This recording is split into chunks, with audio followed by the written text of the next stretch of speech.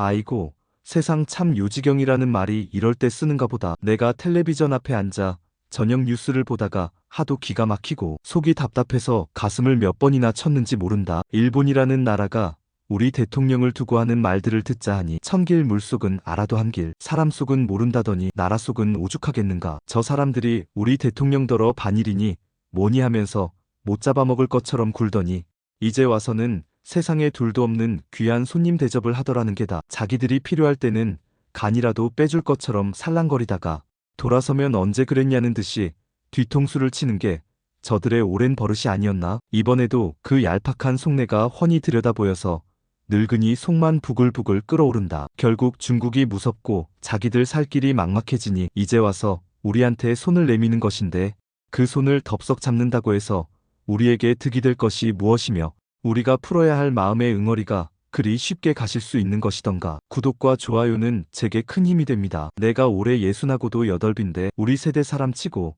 일본에 대한 기억이 좋은 사람이 어디 있겠는가. 내 어머니, 아버지는 물론이고 그 윗대 어른들까지 일본 사람들 밑에서 겪었던 서름과 한을 귀에 못이 박이도록 듣고 자랐다. 이름도 뺏기고 나란 말도 못쓰게 하고 젊은 남정네들은 저 먼 이국 땅에 끌려가 총알바지가 되고 꽃같은 처녀들은 영문도 모른 채 어디론가 끌려가 평생을 눈물로 지새웠다는 이야기를 들을 때마다 어린 마음에 치가 떨리곤 했다. 교과서에서 배운 역사도 그러했고 어른들이 들려주는 이야기도 그러했으니 우리에게 일본은 그저 가깝고도 먼 나라가 아니라 가깝기에 더 아프고 가깝기에 더 용서할 수 없는 그런 나라였다. 그런데 세상이 바뀌고 세월이 흐르니 요즘 젊은 것들은 그런 역사를 아는지 모르는지 일본을 그저 멋있고 좋은 나라로만 아는 것 같아 속이 상할 때가 한두 번이 아니다. 우리 손주 녀석만 해도 일본 만화 영화를 보고 일본 노래를 따라 부르며 일본으로 여행 가는 것을 소원처럼 여기니 내가 아무리 옛날 이야기를 해줘도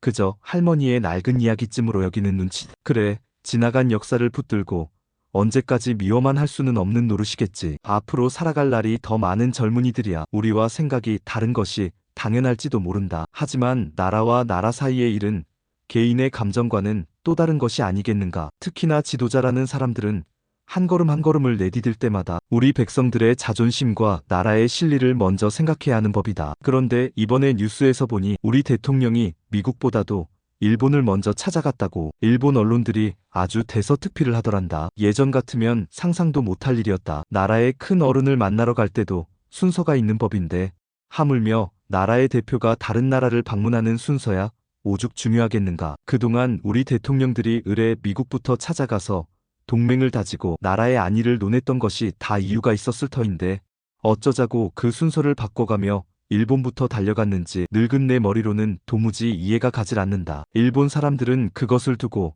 한국이 우리를 얼마나 중요하게 생각하는지 보여주는 증거라며 저희들끼리 신이 나서 떠들어대더라. 그러면서 그전까지 우리 대통령을 향해 반일 감정이 극심한 사람이라고 손가락질하던 그 입으로 이제는 미래를 내다보는 용기 있는 지도자라며 칭찬을 늘어놓으니 이 얼마나 간사하고 얄팍한 태도인가. 불과 얼마 전까지만 해도 우리를 무시하고 비난하던 그들이 대통령의 방문 순서 하나에 이렇게 태도를 바꾸는 것을 보니 저들의 칭찬이 진심에서 우러나온 것이 아니라 철저히 자기들의 이익을 위한 계산 속에서 나온 것임이 분명해 보였다. 더 기가 막힌 것은 우리 대통령이 일본에 가기 전에 우리나라 신문도 아니고 일본 신문하고만 먼저 만나서 길게 이야기를 나눴다는 소식이었다. 우리 국민들이 궁금해하는 것을 먼저 알려주는 것이 도리일 텐데 어째서 우리를 건너뛰고 일본 사람들한테 먼저 달려가서 속내를 다 보여준단 말인가. 이것은 마치 집안의 큰일을 결정하면서 식구들과는 상의 한마디 없이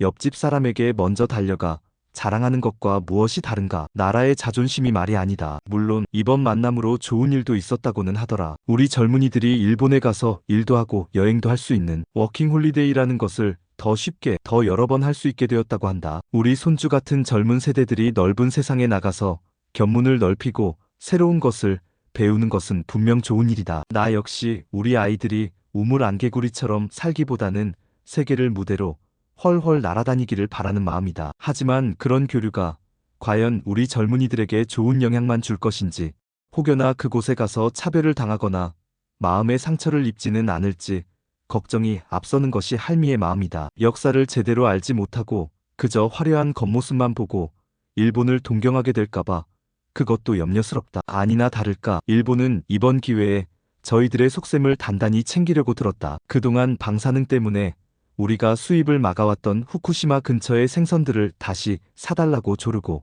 자기 나라 사람들이 우리나라에 더 쉽게 드나들게 해달라고 요구했다는 것이다. 참으로 뻔뻔하기 짝이 없는 요구가 아닌가. 제 나라에서 터진 문제로 온 세상을 불안에 떨게 해놓고는 이제 와서 괜찮으니 사달라고 하는 그 심보를 도대체 이해할 수가 없다. 다행히 우리 대통령이 그 자리에서 우리 국민들이 먼저 안심해야 한다며 딱 잘라 말했다고 하니 그나마 가슴을 쓸어내렸다. 만약 그 자리에서 어물쩍 넘어가기라도 했다면 우리네 밥상에 일본산 방사능 생선이 올라오는 끔찍한 일이 벌어졌을지도 모를 일이다. 결국 일본이 이렇게 갑자기 우리에게 친한 척하며 다가오는 이유는 따로 있었다. 바로 옆에 있는 중국이라는 나라의 힘이 날이 갈수록 커지니 이제는 자기들 혼자서는 감당하기가 버거워진 것이다. 예전에는 아시아에서 자기들이 제일이라고 으스대며 우리를 깔보던 그들이 이제는 중국을 견제하기 위해 우리가 필요해진 것이다. 우리가 예뻐서도 아니고 과거를 진심으로 반성해서도 아니고 오로지 자기들의 정치적 이익을 위해 우리를 이용하려는 속셈인 것이다. 이런저런 생각을 하니 밤이 깊어가는 줄도 몰랐다. 창밖은 캄캄한데 늙은이의 마음은 더욱 캄캄해지는 것만 같다. 우리는 언제까지 저들의 손바닥 위에서 놀아나야 하는가? 언제까지 저들의 계산 속에 우리의 운명을 내맡겨야 하는가? 진정한 사과와 반성 없는 화해는 모래 위에 쌓은 성과 같아서 작은 바람에도 쉬이 무너져 내리는 법이다. 우리 대통령과 위정자들이 부디 이 점을 잊지 말았으면 좋겠다. 눈앞의 작은 이익에 눈이 멀어 우리가 지켜야 할 더 큰 가치, 우리 민족의 자존심과 역사를 헐값에 팔아넘기는 우를 범하지 않기를 간절히 바랄 뿐이다. 텔레비전을 끄고 자리에 누웠지만 나라 걱정에 쉬이 잠이 올 것 같지 않은 밤이다.